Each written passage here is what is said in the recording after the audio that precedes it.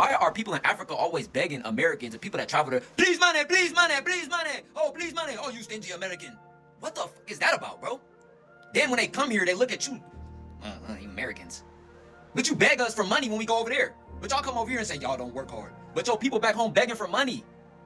Oh my goodness, bro. This doesn't bother me on a deeper level. I'm just making this point because I want to show the hypocrisy in a lot of humans, bro. They say, oh, why y'all in America? Y'all don't work hard. Y'all don't do this. Y'all don't do this. Americans are lazy. Americans are this. There are outstanding performing Americans here that are going binocular buku crazy, and then you got people that's not doing nothing. Just like how your people that ain't doing nothing, where they at? They back in their homeland, itching their face with flies coming out their pores. You feel me? So now there's people in Africa that's getting to it too. What I'm trying to say is there's good and bad people everywhere. But on a mass level in Africa, it's a lot of begging because that land been took over.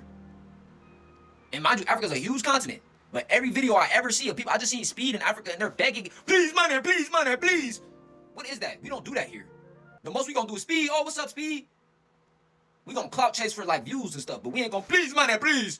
What's up with that? You ain't see that in America. I'm talking about it looked like his first stop. The kid get on his knees and start scrubbing Speed's shoes. Please money, please. But that would have pissed me off. That would have pissed me off, bro. Because why is he even trained to do that? That's a system. It's no different than the water boys at ATL. Hey man, let me get $1, man.